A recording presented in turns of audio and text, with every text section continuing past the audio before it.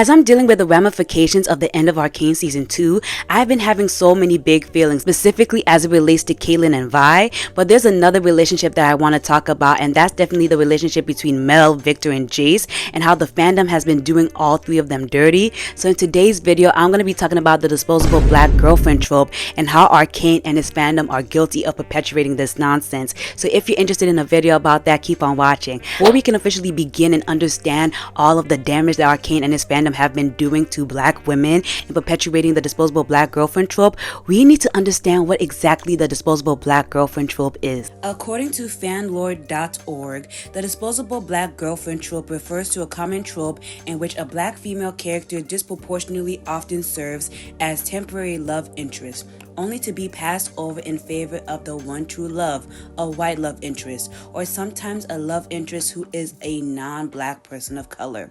The trope is commonly found in canon media as well as fan-made transformative work. The focus of the trope can be expanded to disposable black love interest or disposable love interest of color, though many in the discussion caution not to lose sight of the impact of misogynoir at the intersection of misogyny and anti-black racism. The disposable black girlfriend trope has said to be the romance genre's equivalent of the black guy dies first trope.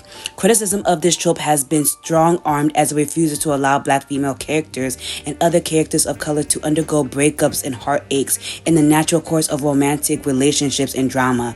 Rather, criticism of this trope actually focuses on the way that black female characters and others are disproportionately targeted as undesirable, unlovable, and unsuited as endgame love interests. In this way, black female characters are marginalized as stepping stones, tools, or plot devices rather than important humanized characters. In some cases, the disposable love interest trope applies to non-white characters being favored above other non-white characters, especially above darker and more exoticized characters.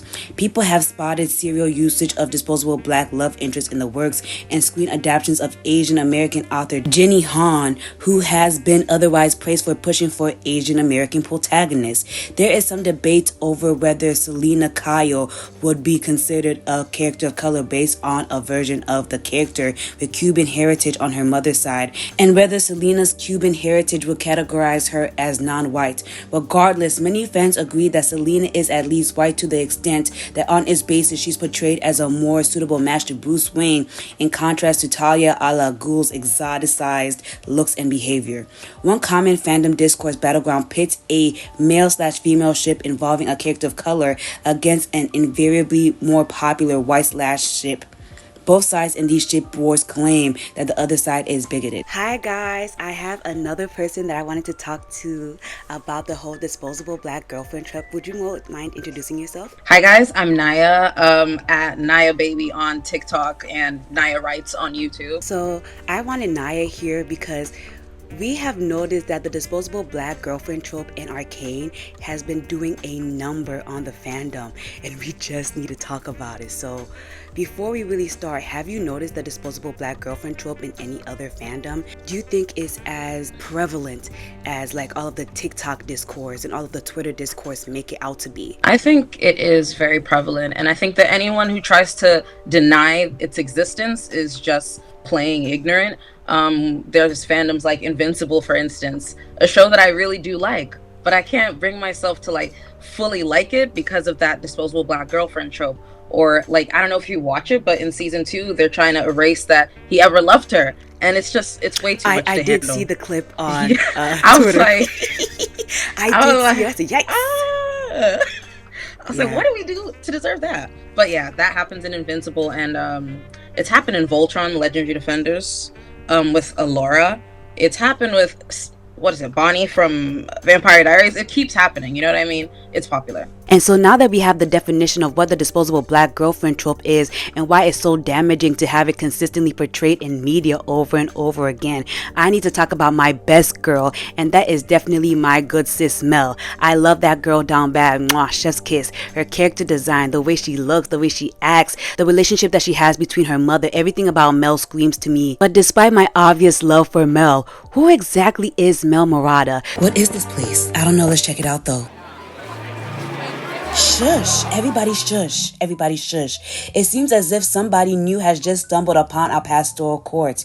Hi there, stranger. My name is Ella Pastoral, and all of the lovely people that you see before you are a part of my esteemed court. From my squires who have early access to my videos, to my nobles who have special behind-the-scenes access, to my dukes and duchesses who are able to pick out topics for my videos, to my own special royal advisors who mean so much to me. All of these people make up the Ella Pastoral Court. If you want to be like these lovely people and be a part of my esteemed court, go to Ella Pastoral on Patreon. But it seems as if you need to be on your way, traveler. Let's head back to the regularly scheduled content. So the first time we meet Melerada, we see her in Arcane Season 1, and we immediately, from the first viewing of her, know that she is that girl. She comes in with this beautiful, half-suede, up-bun, tight dress, like...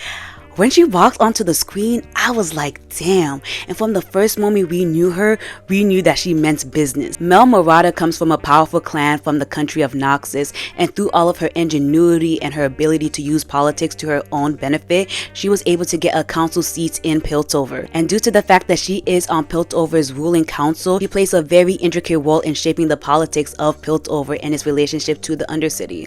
As I was talking about the disposable black girlfriend trope and how Arcane is so guilty of this, Arcane and its fandom, I found someone that's been doing such delicious hot takes about Arcane, and I decided to have them on the channel just so we can hear their opinions.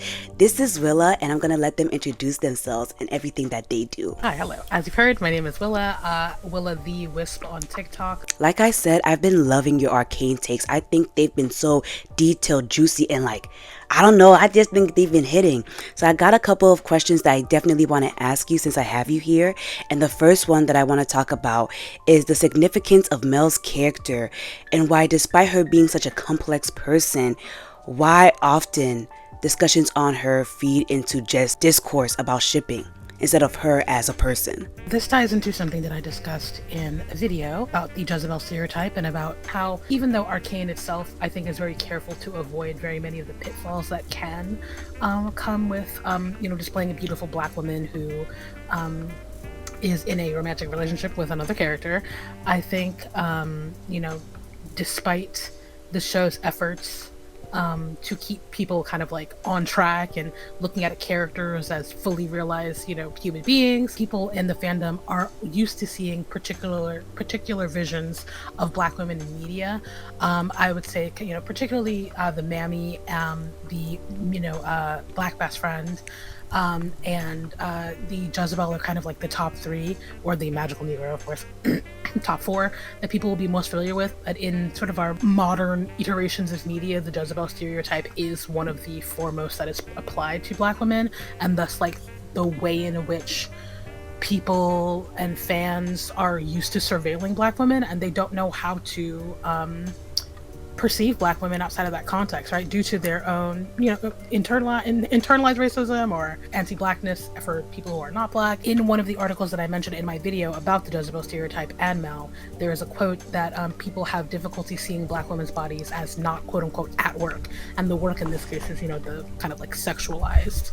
The sexualized framework of work. And so when people look at Mel, they see a character who is rendered, in very, gorgeous, beautiful way, but that's all they see because that's all they have been trained to see in black women. And so a lot of the conversations about her revolve specifically around her relationship. And I can't even say they revolve specifically around her relationship with Jayce, because even in those conversations, it's not really about their relationship. It's about how terrible she is in the relationship and about how predatory she is in the relationship. And then she gets often shunted off for discussions about Jayce and Viktor's relationship, where, she's presented as an obstacle in that relationship. So even when we're talking about her in the frame of shipping discourse, I find that, like, the conversation is very rarely actually about, like, her as a character. It's more about her as a roadblock, or her as just like this a cartoonishly evil person, which again Arcane I think takes great pains not to portray her that way. And Arcane in general is a show that engages in a lot of like trickery, where it will present characters in ways that I think are kind of genre familiar before telling you that no, this is actually not the way that this character is supposed to be read, is supposed to be perceived.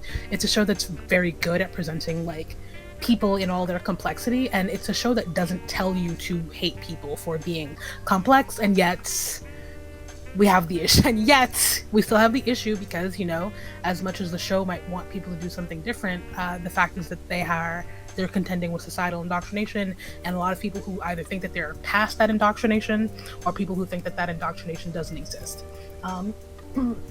And so you have a lot of people running around engaging in kind of incredibly bad faith reads and not accepting that the show is it's not giving you a villain in Mel, right? I really think that people neglect her depth simply because they're not used to Black women having depth, being portrayed with depth, and then they're not willing to go beyond their preconceived notions in order to see what is readily available in Mel and in general. I totally get that, because seeing the discourse surrounding Mel and Mbessa, I definitely see that, because a lot of the discourse just settles down, especially with Mbessa, how much of a hot mommy MILF she is, instead of the complexities of her character. Like, as somebody with mommy issues, seeing the relationship between Mel and Mbessa was so, like, it was like borderline triggering for me, because it's literally like my lived reality. And having all the discourse around Mel, her continually having to prove herself to her mother, her at the end having proven her mother right, and the only way that she was able to make her mother really proud of her was by killing her. Instead of having these deep conversations where, like, Viktor was mimicking Mel's walk, or my least favorite, or I guess my favorite. Oh, actually, Mel was a super manipulator that was manipulating Jayce from season 1, and Jayce had no autonomy in their relationship, and it was like SA. What are we talking about? What are we actually talking about? That's a huge whoa, guys. We need to pump the brakes immediately. We need to stop that immediately. Whoa, guys. The essay part is alarming. New in the sense of, like, I'm hearing that people have taken it this far for the first time. But again, this is very in keeping with the Jezebel stereotype. You know, she is this voracious, like, sexual predator who will do anything to, who will engage in all kinds of, like, trickery with her body in order to get what she wants. I'm like, you guys are replicating dynamics that don't exist in the show. The disappointed sigh. A disappointed sigh. It's so bleak that, like, a show can, like, and the show does this with every character. Like, the show makes a very strong statement against this idea of inherent evil, that even the people who you see turn out to be villains weren't always so. Okay, you see this point made with Silco. And also people that are considered villains in, the context of Piltover are not necessarily seen so in other cultural contexts. And you see this with Mbessa, right? Where she is like this Piltovan, I refer to her as this Piltovan antagonist, or villain, but she is a hero and a protagonist in what we would consider Noxian terms, right? Her reception is very culturally relative, and they don't make her into kind of, again, like this evil, cartoonishly evil stereotype. Arcane goes to great lengths to show you people in the fullest depths of their humanity. It's like Mel is a politician, right? And she has specific beliefs that were conferred to her because of her work in politics, but also because of her upbringing in Noxus. Mel is able to use her sharp mind, her star-winning intellect, and her ability to navigate complex relationships in order to get her interests. And through her position of being a counselor on the Council of Piltover, that is exactly how Mel meets Jayce Tales. Jayce Tales, when we see him in the beginning of Arcane Season 1, is kind of a naive, boy-next-door type character who definitely has big plans for the whole country of Piltover. He knows that with the invention of Hex Tech and all of the Hex Tech powered items, Piltover can become a new place, a revolutionary place, and Mel sees the power and genius in him and his inventions and hopes and dreams of Hex Tech. And so because of the fact that Mel can see all this potential in Jayce, she puts so much vested interest in him. And when Mel sees all of the potential that Jayce has, she knows for a fact that she can use Jayce in order to push her agenda, which is alongside the same agenda that Jayce has. And so she is a mentor to Jayce and kind of Viktor, because Jayce and Viktor are working together for the most of season 1. And through them working together, mostly Jayce and Mel, they start to fall in love, and there are a lot of moments where they get to know each other and they get to build a stronger relationship. And what I definitely feel like the fandom is misconstruing is definitely the beginning and basis for the relationship. Yes, Mel definitely saw the potential in Jayce, and she even let Jayce know that. Like, it wasn't no no dubious consent nonsense that y'all are trying to make it. Mel first tells Jayce, I see you as an investment. And I don't know why you guys are kind of misconstruing that as like a villainous, malicious thing, because he's an inventor. She's a girl with money. She wants better for Piltover. She wants to show her mom specifically that you don't need a military to get your ambitions, and Jayce wants a better future for Piltover. Their wants literally align, but I've been seeing the great evil of the disposable black girlfriend trope being played heavily in Arcane and the fandom, and I just feel like I need to talk about it. So we have been talking about how Mel has such a deep, intricate lore around her and how she's been sidelined just for the sake of fandom discourse around shipping. But I really feel like it's important that we talk about how Mel and Jayce's relationship has evolved from season 1 and season 2, and how a lot of people mischaracterize their development and their love for each other. Beginning in her intro, she says she's looking for something revolutionary, right? Something to put Piltover on the map. And that's the direct quote, something revolutionary, something to put Piltover on the map. And when Jayce, one of the next things that you see her in, Jayce is facing kind of like exile from the academy at the council because of his work in his workshop, and he calls his study revolutionary. That's the word that he uses. Immediate callback to what was Mel looking for. She was looking for something revolutionary. What does he describe his work as? Revolutionary. What is he? Ambitious. What is she? Ambitious, right? The same thing goes for Viktor, also in this case, right? It's like, so we have people who are really aligned in their goals, in their desires, and in their traits, right? All three of them, Viktor, Jayce, and Mel, see a future for Hextech. They see a future for this idea of putting magic in people's hands, right? They see a future for this revolution. And together, because Hextech is only possible, and ultimately, yes, is Hextech a bad thing? Yes. But to begin with, it's only possible because of them, and because of how all three of them work, right? Jayce is the foundation, I've called Mel the initiation, and Viktor is kind of like the innovation, right? He provides an extra oomph that allows Jayce to more fully realize his existing vision. The foundation of their relationship is that they both have, the same goal, or very similar, and they are willing to work with each other in order to achieve these goals, right? And initially, when Jayce is facing for his work with the initial kind of like baby of Hextech, the sheriff who raids his office says, you're dealing with a lot of illegal equipment, right? Jayce is breaking the law. Okay, he's violating codes of ethics, codes of rules that have been set up by the academy to do research. His research is unauthorized. Both Viktor and the sheriff kind of like say this pretty much directly. So he is so ambitious that he's willing to break the law in order to make his dream happen, right? And he calls his study revolutionary. And when he calls it that, this is part of when Mel begins to perk up, right? And she, from then on, keeps an eye on them, right? Keeps an eye on Jayce, and then of course, Viktor becomes entangled with this as he becomes Jayce's partner. And then when they both go to break into Heimerdinger's lag, who comes upon them but Mel? She's not there by coincidence. Okay? And it's through her intervention, it's through her work that they are kind of create proof positive that Hextech is something, can be something. And it is over time that I think Mel develops this sensibility, Hextech needs political protection. And this is how she coaxes Jayce, or not really coaxes, but kind of shunts him into politics. And I think people perceive that in this horrific and really malicious way, when it's just she understands that he does not have the appropriate resources without the matching political power. That's why she makes a bid for them to change history, for them to change tradition, to add another seat on the council for him specifically. They're right not to trust us. You're walking a fine line, Jayce. With respect, I don't give a shit what any of you think of me anymore. Except you. You were right.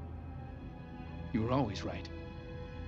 My days here are numbered, but I've come with Viktor, my partner, and a Zonite, with one final proposal. And, to do this in a country that is not your own, right? You've only been there for about 10 years. Yeah. In that time, you've become the richest woman in Piltover. She is a mover and a shaker, and she moves and shakes things for Jayce. And in that way, I'm she's not doing that to hurt him. She's not doing that to be evil. She's doing that because she believes that they have something so incredible that not only will they, again, quote unquote, put Piltover on the map as she wanted to do, as she says she wants to do, but it's also a way of proving herself to her mother, right? Because who does she want to put Piltover on the map for? Obviously, she has her own ambitions, but her mother, when she's a child, her mother gives her this line of, I would give you the throne. I would give you a throne if you prove you can take it. This is her trying to prove she can take the throne. Or take a position of prominence within her own methods, right? While being the fox and not necessarily, falling into this wolfish space, right? And Jayce allows her to do that, right? He allows her to continue to be the fox with his brilliance and hers combined. And she teaches him the political landscape, right? She doesn't just like set him adrift without a paddle. She doesn't just induct him into politics and leave him, right? When his very kind of straightforward and goody two shoes ways of doing things start to infringe upon the kind of like the corruption that other counselors are used to that allow them their comforts, right? And when that starts to have him run afoul of people, she pulls him aside to say, hey, these people, as much of a value as Hextech has, they're still willing to get rid of you because you're infringing upon them. So let me put you on, let me tell you who these people are, let me show you how to play the game a little bit. And then he mirrors her, right? He doesn't have to do what he does in that scene, which is take over, right, from her while she's trying to do the talking for him. He watches her, he watches what she does, he learns from her, and then he pushes his own envelope and he does things his own way. And there are also a lot of things that Jayce does that have nothing to do with Mel whatsoever. That's just kind of his sometimes questionable decision making. And I'm like, well, he is who he is, and she doesn't change that. She's not attempting to change that. In fact, this is the seat of why she likes him, right? He's brilliant, but he's also honest. He's not cutthroat. This is a man who, later on you see this, they're on the bridge and there's kind of like a scene of like real grim, there's bodies and there's an incident has occurred of violence, and Jayce is sick. Like, he's sick at the sight of, the bodies and the blood. And she is used to people who are totally beyond that sensibility, right? When she's a child, her mother slays a young girl right in front of her, beheads her. Yeah, that was tough. Yeah, that's like, imagine growing up in a place where it's normal for people to come out like that, and then being faced with Jayce, who again is honest, eager, bright-eyed, right? Yes, he's ambitious, and his ambition has a little bit of a cutthroatness to it. I think that will remind her of Noxus and kind of the Noxian way of doing things. But again, he's still a soft and gentle person, and like, this is when she begins, I think, to like him in a way that goes beyond that professional entanglement. And this is the thing, right? He's already in politics when they begin their romantic relationship. When people say like, oh, she seduced him into this, I'm like, well, how is that possible when his career in politics comes before their relationship? They didn't have to be romantically involved for him to want to follow her or follow her lead, right? Like, this only comes after they know each other, after they're familiar with each other. After they trust each other, yeah. Exactly, yes, exactly. And the love and care that Jayce extends to her is very pure, so pure that it kind of takes her off her guard. Because, when Jayce leaves their kind of post-coital bed, and she is very upset about this because she's like, is this a case of like, you using me? It's like, there's a lot of things I think that's in between the lines there about her kind of feeling a little bit put out by the fact that like she wakes up and he's not there anymore. But when he explains that like this is not him being like a playboy or a user, it's like Viktor is dying and he's like my brother, he's my best friend, like she immediately softens for him because she too has a brother. She too understands what it's like to love and care for someone. They literally parallel each other so well, and that's what makes me so mad about this.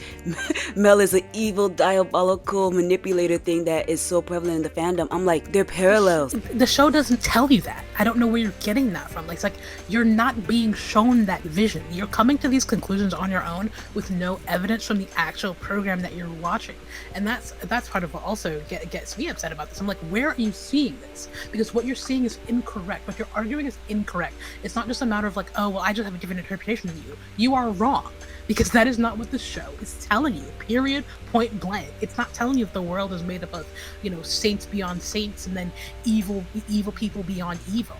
Okay, it's telling you that the world is made up of complex human beings who have different reasons for doing things. Okay, and we get that line from Singe. Why do people do things that others deem unspeakable for love, right? It shows you all the different ways that people can love each other and where that love can drive you. And it's like, it's not about like any specific person being the one villain. And when people try to do that, I'm like, you are cheapening like the very intent of the show that you're watching. And it shows that it's like, not only are you not prepared to watch this program, it's like you're not prepared to deal with the complexity of human nature at all. And you see this like in general, like the fandom response to the show has like kind of put a finer point on like just wider societal patterns of like people not being able to cope with the fact that humanity is messy and that people will not always do things the way that you think are perfect. And then you combine this with then people's existing bigotries, people's existing feelings about Black women, and Black women's bodies, quote unquote, being at work, and then they can't separate Mel's genuine care for Jayce from her political work. And it's just a thing of like, why would she tell Jayce that she's an exile from her family? Why would she be vulnerable with him when in the place where she grew up, vulnerability is weakness, and weakness is the worst thing that you can carry inside of yourself? Why would she open up to him if it was just about politics? Like, think about things in a way that makes any kind of logical sense. And I'm speaking very firmly on this, very strongly on this, because I'm just like, I have no desire to coddle people on this matter any longer. Her and Jayce establish a kind of physicality with each other, a kind of affection, a kind of place of vulnerability with each other that doesn't exist in relationships that are solely transactional. Like, please, give me a break. And give yourself one too, because your brain must be working really, really, really hard to just create an entirely different show than the one you watched. Yeah, because I saw this really, really good analysis comparing comparing Mel and her parallels to Jinx too. And I'm like, this is the stuff we need. This is the stuff we need. That's the complexity that we need. Like, I think it was the comparison about how, like, at the end, the death of their parent figures sent him on a completely different trajectory than the ones that their childhood self would have hoped they would be on. I'm like, that's the analysis. That's what I want to see. But the main point of issue that I have with the way Arcane and the fandom are doing Mel, Viktor, and Jayce is that they keep trying to make Mel the villain in this whole scenario.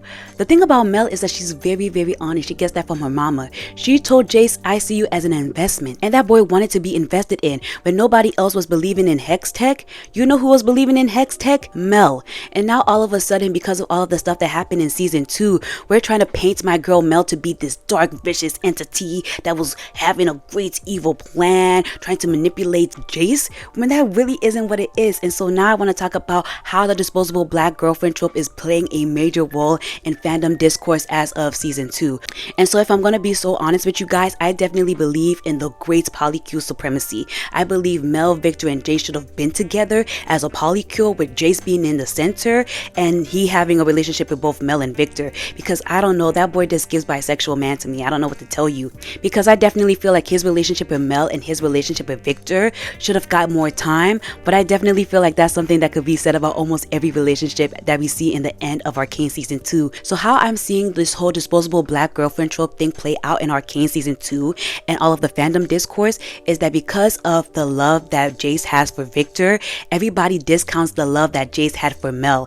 And the only reason why y'all are doing this is because of the disposable black girlfriend trope. I'm gonna be making a companion video, God knows when, about misogyny and shipping culture, and how whenever it comes to shipping a man with a woman, specifically a black woman, y'all will be like, oh hell no. But this was specifically so insidious because the logic that y'all were trying to come up with to say that Jayce never loved Mel made no sense. I even saw somebody on Twitter, I know guys, why did I go back on Twitter? Don't even ask me. But I definitely saw someone say that Mel and Jayce are definitely sibling coded. But the last time I checked, I was not watching House of the Dragon and or Game of Thrones. So how are these people that were in this position sibling coded? But I digress. Y'all just hate to see a black woman in love. Y'all hate to see a black woman in love, and that's scary for me. That's scary. So like I said, the love that Jayce has for Viktor is something I don't want to discount. It's obvious that they have love for each other. And I feel like we as the fandom can agree. The issue that we have right now is the love that Jayce has for Mel. Like I said, people are discounting their love, having the audacity to say they're sibling coded, or saying that Mel never held any true love for Jayce because she said that he was an investment in season 1. But like I said, he knew what it was, she knew what it was, and they still smashed and they still supported each other. Like, especially if you look at the context that we got in season 1, those two were standing 10 toes down for each other time and time again. And season 2 definitely emphasizes this point. Mel's subconscious first thought was to protect herself and protect Jayce. Like, she didn't even know she had powers, and subconsciously she still protected him. 1. When Viktor sadly got a lot of the brunt of the bombing from Jinx's attack, who was by Jayce's side as he mourned the loss of his best friend? I'm gonna tell you the answer. Mel. How is he? Same as before. Breathing. Your guess is as good as mine.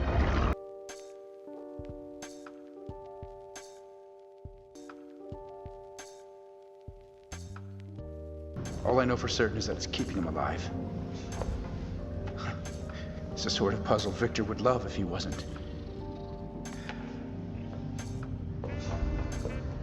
It should be me up there instead of him. Don't say that. He'll come back to us. When Viktor woke up from his fake coma and he literally got up, saw that his best friend did the one thing he asked him not to and left, you know who Jayce went to for support? I'm gonna tell you the answer.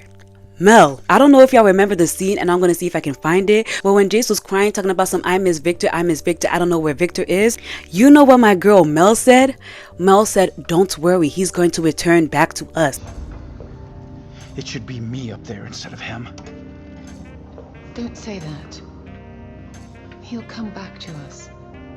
I still don't understand. I said, girl, us, and then people will still downplay the love that Jayce has for Mel. When it comes to the whole denying the love for characters like Jayce and Mel, a lot of characters do deny that Jayce ever loved Mel, and I think that's also playing into the whole black female character being loved thing. It's not something that we're generally used to seeing in media, and when we do see it and we appreciate it, other people don't see it the same way. They demonize it.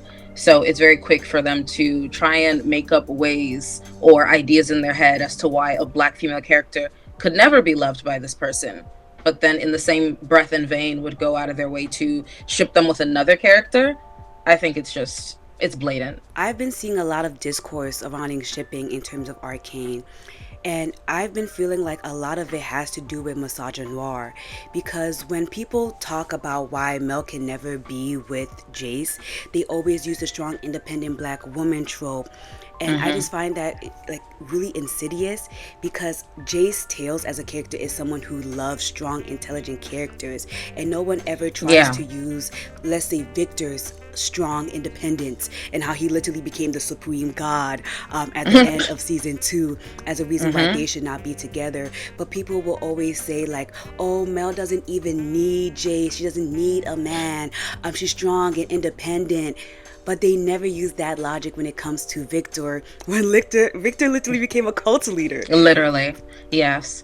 There's this tweet I saw going around. It was a screenshot of a TikTok, and it's basically summed up as people confusing their racial allyship with sexual attraction. Yes! Oh my gosh, yes!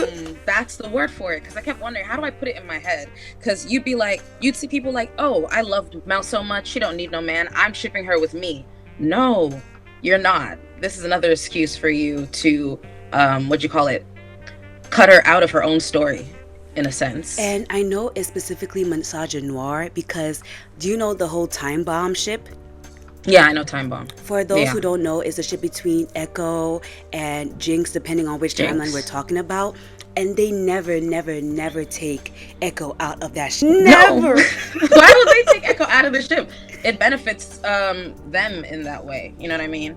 In terms of misogyny, it's being a woman and being black. So those two things mutually existing as one, leading to us being othered It's Yeah. just very strange. Like, I understand the whole different timelines thing that Jayce and Viktor had was deep. Like, oh, in all the different timelines, it was only you that was able to help me see the true era of my way. That hit deep. But just because you have one relationship with somebody else does not negate the love that you have for somebody else. I definitely feel like when it comes to how we see love in the United States, it's a one fits all type thing. That's why I definitely feel like polyamorous relationships get a lot of hate, because a lot of people are under this idea that you can only have one soulmate, and I definitely believe you can have several soulmates, several platonic soulmates, several romantic soulmates, and I definitely feel like that was the case with Mel, Viktor, and Jayce. All of them fit each other in a way that I felt like would have been so empowering if it was a polycule. I believe in polycule supremacy. I'm sorry, it's my truth.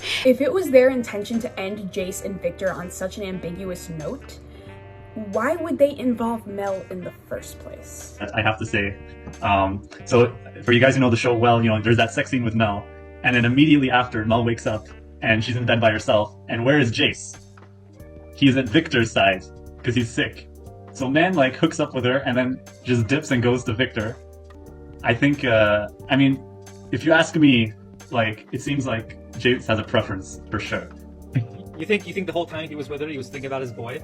You think that's why I cut back to his boy? I don't know if I can say anything, but I think I know which one he's chosen. Not to be the friend that's too woke, but I feel as if in most media with ambiguous dynamics like these, it's almost like a humiliation ritual for the female love interest. Oh, look at this dumb bitch who is so self-absorbed she can't even tell when a man she's interested in isn't interested in women at all. Or look at this manipulative temptress who takes all of our hero's focus away and leads him astray from the gay little angel who can't possibly have a storyline outside of yearning after our hero that he should be with. There are more racial and misogynistic implications to the disregard of Mel because of the fact that she is intentionally a love interest getting in the way of two men. Intentionally. Even more specifically because of the fact that she is a black woman getting in the way of these two men. This isn't anything new, but it still boggles my mind why she has been so sidelined when she is such a rich, interesting character. It would be one thing if she was just the love interest, but she is the diplomatic daughter of a warmonger mother. And there is such a well of depth and intrigue that we are barely ever afforded. To me, their dynamic is comparable to Logan and Kendall Roy from Succession, and I would have loved to learn more about them, about how Mel grew up, about how it was like after her brother died. More about her as an empathetic gentle mage in comparison to her mother as a fists and steel warrior. A lot of fans invoke the disposable black girlfriend trope, implying that this has been seen before. And while I've never seen Voltron, the specific thing that they're referencing, I can note of many times I've seen it in heterosexual contexts instead. The Office, Invincible, Sex Education off the top of my head. Season 1 proves, to me at least, that this kind of writing is intellectually beneath them. That most of the writing in this season is intellectually, ideologically beneath them. And yet, here we are. And I definitely feel like the writers for season 2 were definitely confused, because I forgot who it was specifically, but one of the writers was like, yeah, I definitely don't see anything like romantic between Jayce and Viktor. And I was like, this Jayce and Viktor? This Jayce and Viktor? When Viktor came out of that fake coma and the way Jayce looked him up and down, I had to look from side to side like, do y'all need a room or something? Viktor? My God.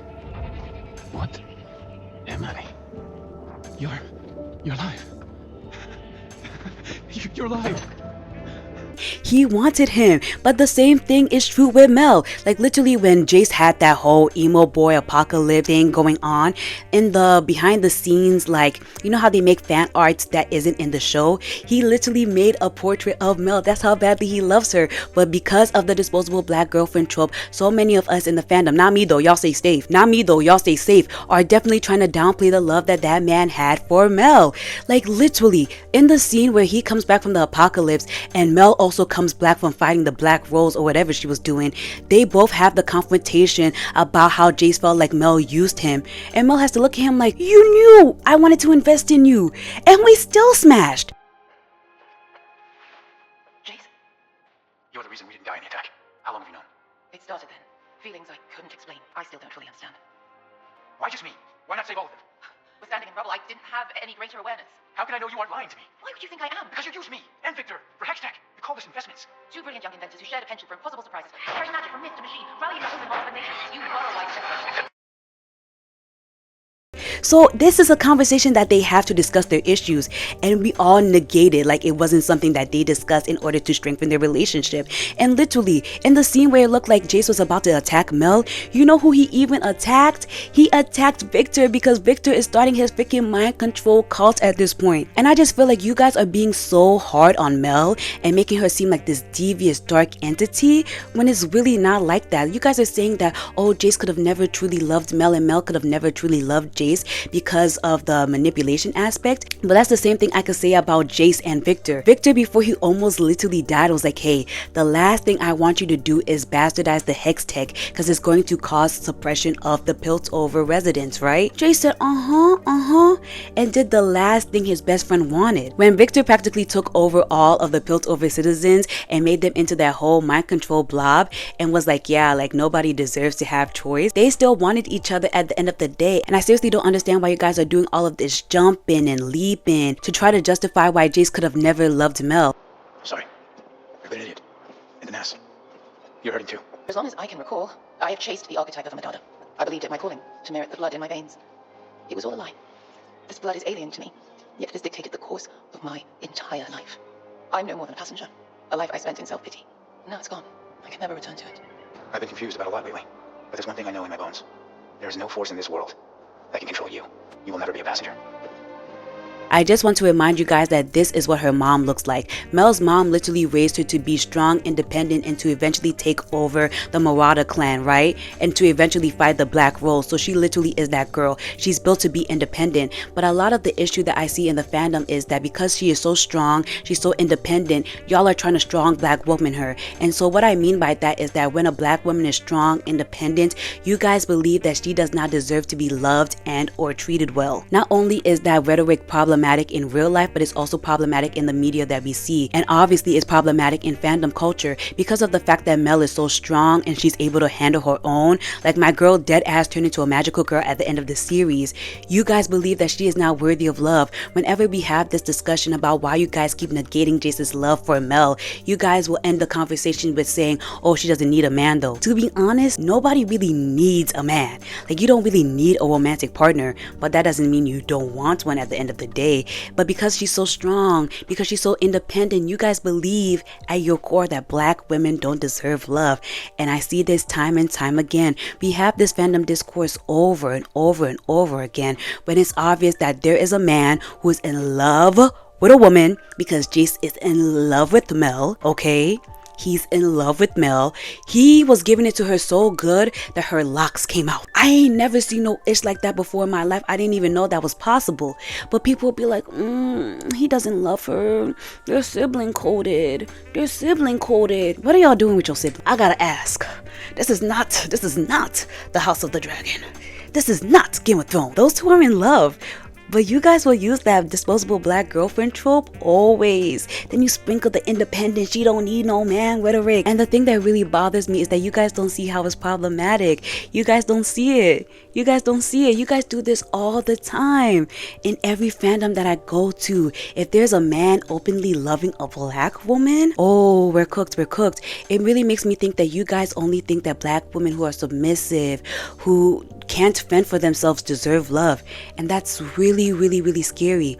I'm making a whole thicker, juicier video, like a deep dive type beat about why you guys think that Black women don't deserve to be in love. But every time you guys do this disposable black girlfriend nonsense, I'm gonna have to pick it up. Because when you guys say, oh, she's so strong, she's so independent, she doesn't need Jayce, I have to say, why don't you guys say that about Viktor? Viktor's also really independent. Remember when he freaking got out of that coma and said, I'm gonna do my own thing? Y'all never use that type of rhetoric on Viktor, and that's why I know it is that disposable black girlfriend trope. When there's a woman that gets in the way of y'all having a gay ship, oh my gosh, you guys will go through all types of mental gymnastics to try to justify why she should not even be involved.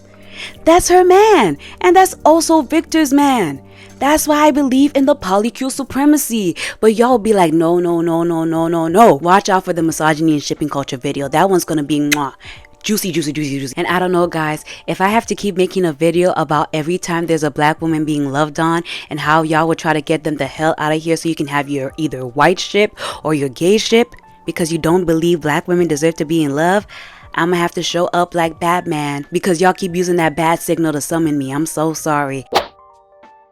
So I specifically wanted to make this section relating to Mel as a character because I feel like her and a lot of the other Arcane characters get really boggled down by shipping discourse when in reality they deserve to have their own media analysis. So I wanted to make this section and specifically talk about my favorite things about melerada because a lot of the Arcane discourse I see has to do with her and Jayce, her and Viktor, her, Jayce and Viktor, and I feel like we need to talk about the things that make her great as a character. So one of the things that I really love about Mel that I feel like makes her a great character is definitely her relationship with her mother. One of the strongest relationships as it is portrayed in Arcane season 1 and specifically season 2 is Mel's relationship with Mbessa. So Mel is a girl that was raised in Noxus, a very cutthroat empire, but she is not that kind of person. I feel like Mbessa, her mother, greatly portrays all of the Noxian ideals of being ruthless and strong, but Mel is not that type of person. Mel wanted to be the fox and her mother wanted her to be the wolf so bad, and because of their different personalities they were consistently clashing. And I feel like the Arcane writers and specifically the Arcane animators did their big one in portraying what it feels like to have a mother that loves you but cannot accept you for who you are and does everything in their power to try to change you. One day I'm gonna do a deeper dive into mommy issues as it's portrayed in TV, but the way the writers of Arcane and the animators did Mbessa and Mel's relationship really hit home to me because I too have a very, very, very complicated relationship with my mother, and the way that Mbessa is written and animated was really impactful for me because when it comes to manipulative moms, a lot of media doesn't portray what it feels like to have a mom that's borderline abusive to you, borderline manipulative to you, but everybody loves them. The way that Mbessa is able to charm literally everybody that she comes across, and Mel consistently has to warn people, hey, under no circumstances can you fall for my mother's manipulations, and everybody continually ignores her because her mom is that charming, really hit home for me because I will continually tell people how awful my mom is and how awfully she treats me, but when people meet her in real life they are consistently like, I don't see it, Emma, maybe you're doing too much, you know the Bible says that we should love our parents, and it literally is just manipulation, but no one gets to see it until you are behind the scenes. But the thing about Mbessa's relationship with Mel is that she does love her, she just wants her to be different, and I don't think that trying to continually change your children into what you want them to be is true love, because it gets to a point where you have to accept people for who they are, and Mbessa even up until her very end could not accept that for Mel. The only way that Mbessa was able to find peace was having Mel kill her, and I think that part of Arcane season 2 was so impactful. One of the few winners of Arcane season 2 was Mbessa. Mbessa got everything that she wanted. She, throughout the entirety of season 1 and season 2, was trying to build up Mel so she can eventually take over her role as a Noxian general and fight the Black Rose. She consistently told Mel, you are now ruthless enough, you need to be more aggressive. And Mel, through her political ambitions, was trying to tell her mom, no mom, I can be the wolf, I can be sly, I can get the same things that you want in a different way, you just have to give me the opportunity. And Mbessa practically antagonizing Mel up until the point where Mel had to kill her, and after Mel kills her and she's lying dying in her hands and she smiles at Mel and says, you are the wolf. Even with her mother's death, Mel is going to have to sit with the fact that her mother won, that she had to be ruthless in order to get her way and had to use ruthlessness in order to get her mother to stop invading the place that she called her secondary home. Another thing that I really, really, really love about Mel is her kind, caring heart.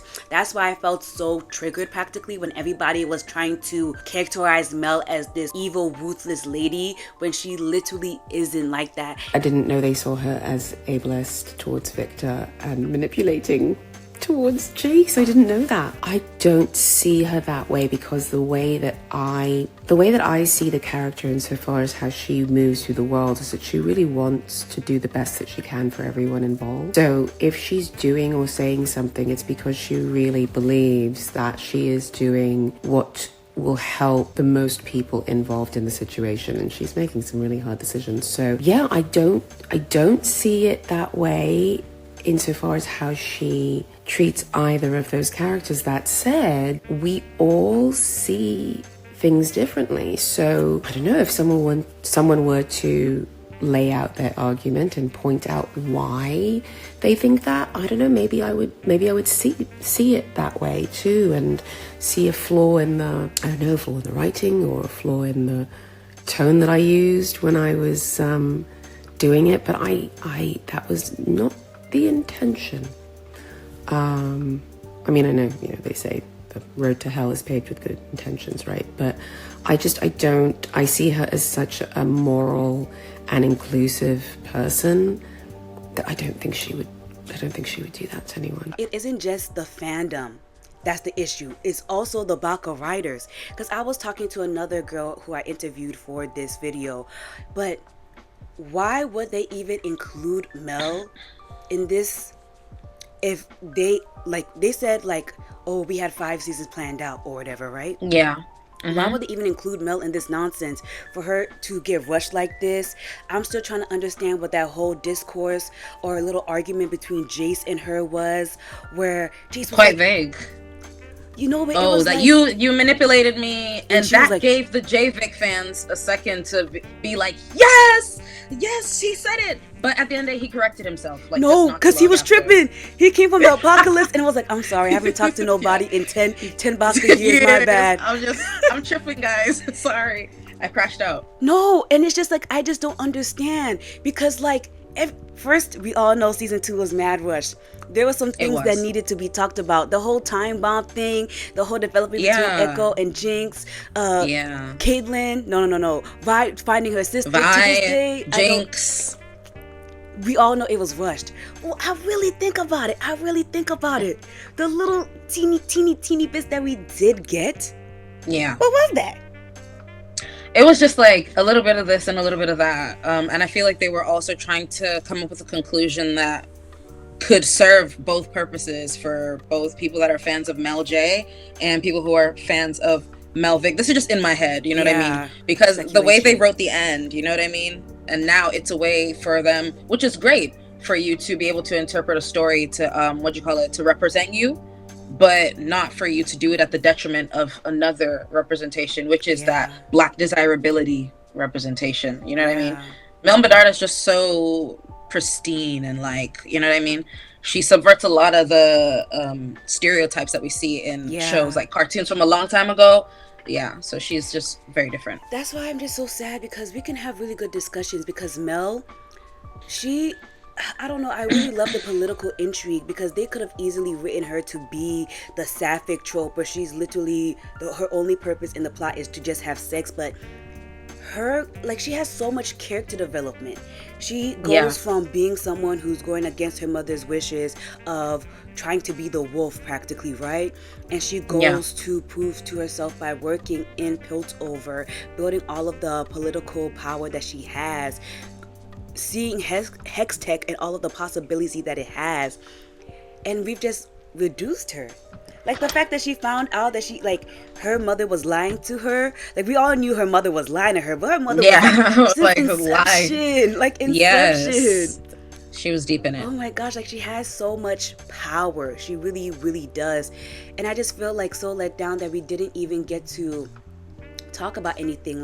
We didn't get to really feel the impact of she was separated from everybody. She lost her mom, she lost her best friend, she lost her brother, she lost her man. Can we talk about all the senseless deaths in Arcane? Because she didn't need to lose her brother, her mom, and her best friend. And greedy. That is crazy. How much at this point is death is following you. Death is following you, and we don't really even get to ruminate. We don't get to ruminate in anything. There's no time to process anything. And Bessa's death was quite painful to watch, because although she was a toxic mom, you know how it be, a toxic mom, the love that Mel had. You're Ghanaian! Okay, I'm Nigerian, period. And Bessa, as a mother, is very significant for a lot of Black girls and Black kids, because there's that, you can definitely tell that she loves Mel, but the way that she goes about it is completely wrong and traumatizing. It's so, when I was watching, Arcane season 2 was so triggering for me because I'm like, yes, because it's the way people don't especially when you have an abusive mother, people don't understand it when your mother, the maternal figure in your life who's supposed to love you and raise you, and she does in her own way. Yes, in her own way, and that's why you can't complain, because she's gonna bring up what she did. Yes, or even worse, people don't understand that she's abusive because she's so charismatic. Like when I saw Caitlyn falling for her Ambessa's manipulations, I said, hey, this one. I was like, girl, stand up. But she can't even stand up because this is really how it's like in real life. Like the fact that the authors were able to capture, that's manipulation. That's firsthand. And she fell for it. And I don't know if it's because her mom died as well. Maybe she was looking for like a mother figure or something. Yes, but that's how they do it. That's how they do it. That's literally how they do it. And I just feel like the manipulation. Like it's like the tried and true technique that has been passed down ancestrally, and the fact that they were able to capture that heartbreak so perfectly, I was like, wow, this is cinema. This is cinema. Yeah. And the fact that even though Ambessa died, she got her perfect victory, because everything that Ambessa did in season 1 and season 2 was to build up Mel to take her over her place. Take over. And when it was just so emotional. It was so emotional for me. Said, you are the wolf. I'm like literally as she's dying, she's literally smiling at her daughter because this was everything that she wanted, that she planned, and everything. And Mel's looking at her like, this one. Even in death, she succeeded. And then you see like the little end screen with Mel with her little coat sitting, on the chair and looking at the mask. Like she has some big shoes to fill. And then we'll be talking about Baka discourse. You know what I mean? You see, we just talked about a bunch of amazing things, plot lines, ideas, discourse that didn't involve anything that had to do with Viktor or JayVik or anything of the sort. There was no man mentioned. And I'm just so sad mentioned. Because my TikTok is very geared, very geared to the feminine side of TikTok. It's like Yuri, lesbians, black women. So I'm looking from side to side. I said, why is there a man here? Why is there a man here? They've been doing all this character analysis, and I saw somebody make a good point that Jinx and Mel are so similar because they both had, we're assuming that Mel's dad died, right?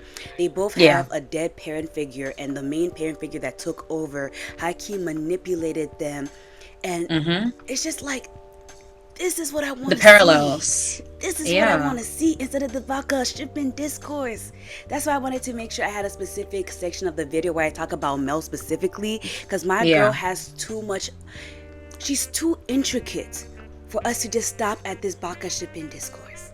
Exactly. And I'm so glad that we were able to have this conversation, because I wanted I wanted somebody who gets me. I get it 100%. I'm constantly fighting people on Twitter. I had to start blocking anything that had to do with shipping discourse, because I'm actually just mentally drained and exhausted. I had to even get off TikTok. I had to get off Twitter because the discourse there, it don't even make it's too sense. bad. Once I saw the hooked nose and then bleaching Mel's skin, I said enough. I was like, wait a minute, am I seeing this right? And then there's people in the comments actually trying to tell us how we should feel about That's the issue too. I really feel like a lot of the issue that we have with this Baka discourse is people trying to gaslight black women specifically. Like I saw somebody say, oh, these Mel lovers, they just think that Mel is above reproach. And I said, we don't think she's above reproach. At the end of the day, she's a capitalist.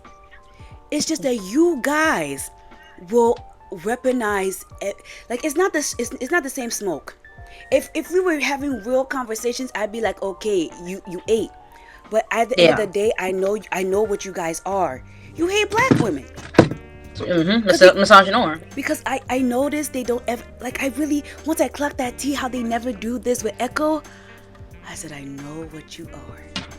But people don't want to have real conversations about that, because I ship Jayce and Viktor, but I also ship Mel and Jayce. In fact, and it's possible. I even do a third one where I ship Polly. Yes, you Mel get it. JayVik? Yes, I do. Mel JayVik. That is I just don't know why we're arguing when the correct answer is to ship all of them All together. of them together. But I'll literally, man, I'll get on Twitter and it'll be the wildest thing I'll ever see. They'll be making a group fan art. Where's Mel? I see them. Where's Mel? Mind you, she's the only one who's still alive. I beg. Where is she? It's so crazy. Or the fan arts where she's being purposely, like, you know, cheated on. Did you see the one where they gave her that random hooked nose? Yeah, and the lighter skin. It's madness. And it's things like this that is actual, like, physical proof that this happens in fandom spaces, only for us to get gaslit when we bring it up. Alright, it is time to do my Caitlyn unboxing video. I ordered this pop figure from Amazon. Rumor has it everyone that ordered Caitlyn got Mel, and everyone that ordered Mel got Caitlyn. So if I got Mel, I'm gonna smash this pop with my gauntlet. I'm gonna be so mad if this is Mel.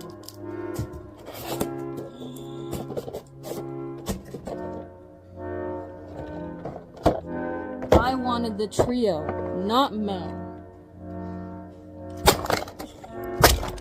I'm sorry, Mel. It's not that I don't like you. I just wanted my cupcake.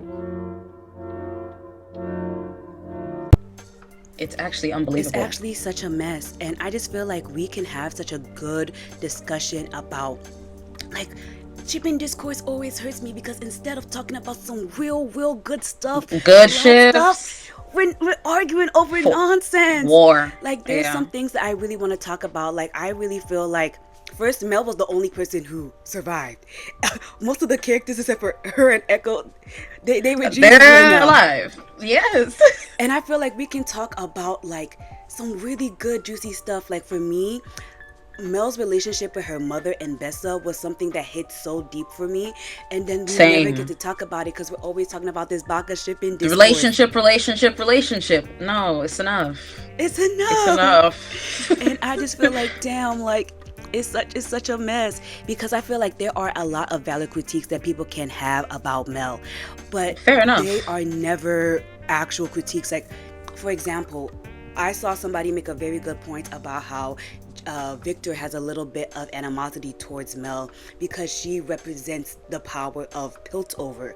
Like, she literally is walking around looking like money, and she does have that's Mel. That's literally Mel. A good one. Yeah. And I just feel like we can have a great discussion about classism, elitism, and how that feeds into Mel's character. But I'll see discourse like, oh, Mel was manipulating. They hate each other. Like, for me, the one that really got me. That's the worst one.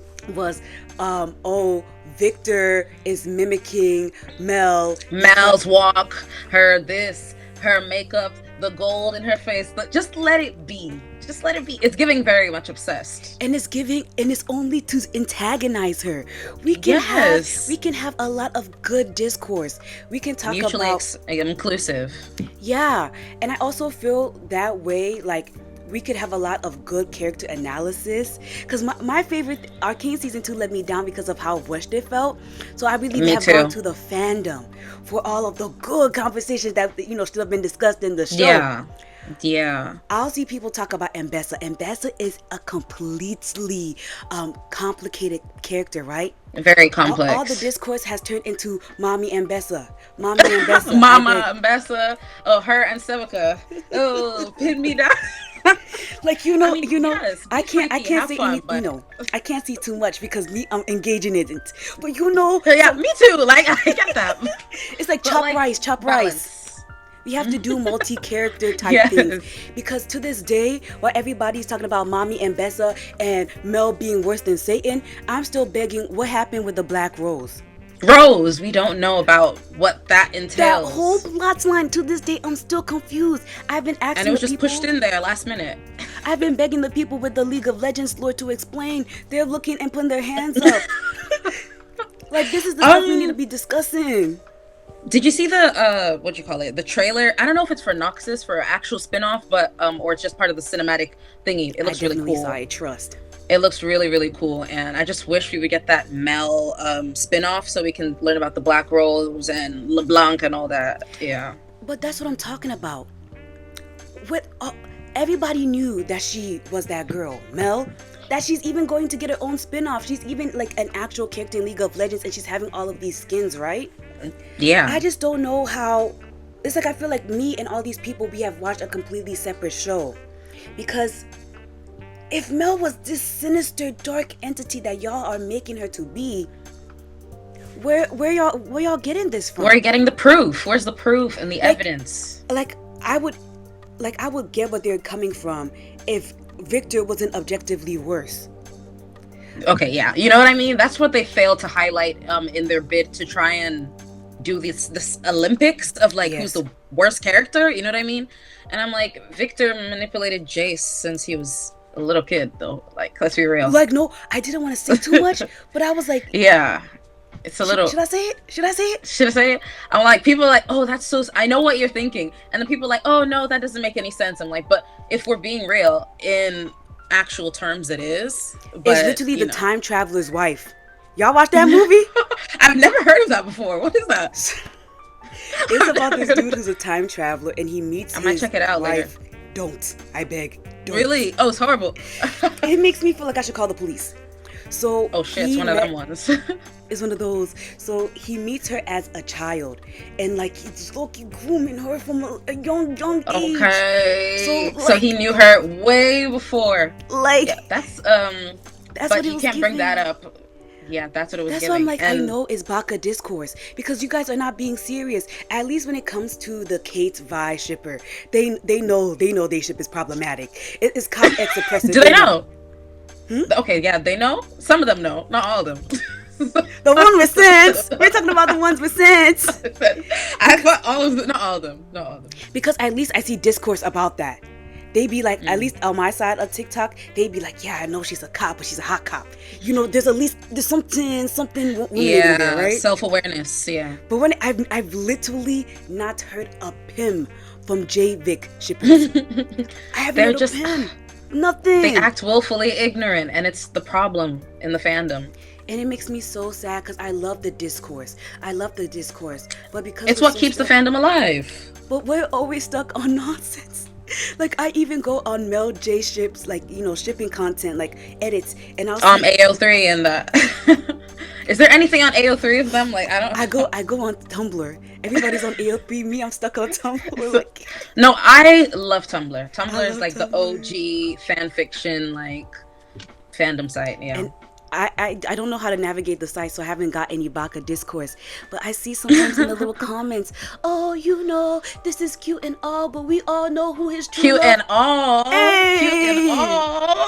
Hey. Like, please don't do that. I'm not gonna hold you guys. This video has gotten so long, but as I'm editing this video, more and more evidence of what I'm talking about has just come to my knowledge, and I just can't not bring it up. So in my video that I made a while ago talking about all of the misogynoir in fandom spaces, period, I talked about how misogyny can be shown in fan fiction, but I kind of glazed over it. As I was on Tumblr and I was editing this video, I saw this fan fiction where it is a serial killer AU, where instead of just pretending that Mel doesn't exist, they decided to specifically antagonize Mel because I'm assuming this person is a JayVik shipper. They make Jayce and Viktor together, right?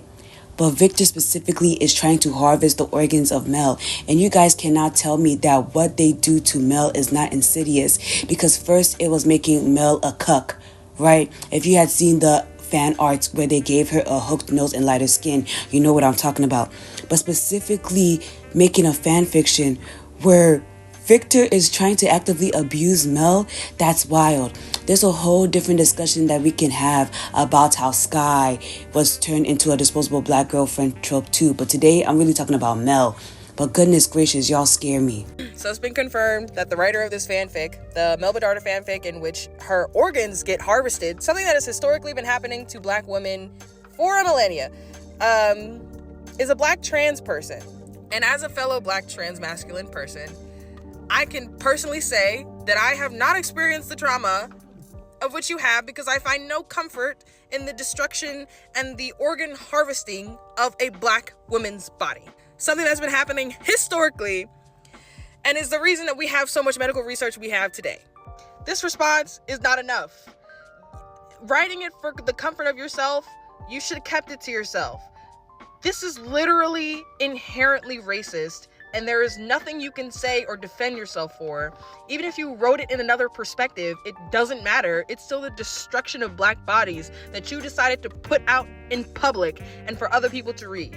Talk to a therapist. By this point of this video, you guys have seen all of the clips that I have included of me showing how much Mel cared for Viktor, even though Viktor and her had a lot of antagonism because of their class dynamics. But something that was extremely notable for me that I don't see a lot of us in the fandom talk about is the fact that Mel helped Caitlyn fight her mom. So that was something that was very interesting to me because both Caitlyn and Mel had mommy issues that they both weren't really able to resolve. And so their team up at the end was kind of confusing for me. But when you really think about the fight and put it into context that it's two girls with mommy issues fighting against their mother figure, it made a lot of sense. And she did not have to do that. If Caitlyn didn't have Mel's support in the fight against Mbessa, she would have died like 14 times. But Mel is continuously supporting people in Arcane. She supported Jayce, she supported even Viktor, because technically Hextech was Viktor and Jayce's love baby or whatever. And she is consistently doing her best to try to support people. Another thing that we don't really talk about is how much loss this girl went through and how she is just an OG victim. She is one of the few people who was able to survive Arcane season 2 and its decimation of almost the entire cast, but she lost a lot. She lost her best friend, she lost her brother, she lost her mom. And because of the fact that Arcane season 2 was definitely cut short, we didn't even get to really see how all of that loss affected her. She lost everybody and everything that she knew, and she is even going back to Noxus where she is going to be antagonized like crazy. I'm really hoping that the little teaser trailer that they released after Arcane season 2 is indicative of us getting a whole actual spin-off and it isn't just a trailer for League of Legends lore. But with the way things are looking, I might actually have to download League of Legends, but that is only if the US government doesn't take away League of Legends, because they coming for TikTok and they coming for League of Legends too. We're living in the bad timeline, and I really wish that we as a fandom would spend more time analyzing her plot, her desires, and all of that, instead of just reducing her to a thing that is fought over between Jayce and Viktor or whatever we are doing in the fandom. Like, one of my favorite parts about the Arcane fandom is that so many people go through the work of looking at the characters and making parallels. Like, I saw somebody make the parallel between Jinx as well as Mel and talk about how they both lost a parent figure and how their parent figure that's the main center of their life manipulated them to be the perfect image of themselves, and how the class dynamics of being a Piltover senator practically and being a slum lord. Is Jinx a slum lord? I don't know. She's kind of the queen of the slums at this point, and how the complexities of class separated them when they have a lot in common. Like, if we could get more discourse like that, instead of y'all consistently trying to lie and say that Mel is a manipulator, I would love that. Oh my gosh, Thank you so much, Naya, for coming onto this video. It means so much. I love getting another person to talk to about Mel and Arcane and not feel like I'm being hate crimed. Exactly. Thank you so much for having me. It's been so much fun talking about the things that we love the most, fandom and Black women. Yes. And guys, make sure that you check out Naya's YouTube channel. She posts the same videos I do, so if you love Ella Pastor, check out Naya. And yeah, that is it for this video. Thank you guys so much for watching until the end. The Disposable Black Girlfriend Trope is doing a number on this fandom. I've seen way too many of y'all saying rude things in comment sections relating to Mel and Jayce. I'm begging y'all, stop the madness. But if you like this video, make sure you hit the thumbs up button. Please follow all of the people that I interviewed for this video. They were so much fun to talk about Arcane with, and I'll see you guys in the next one. Bye!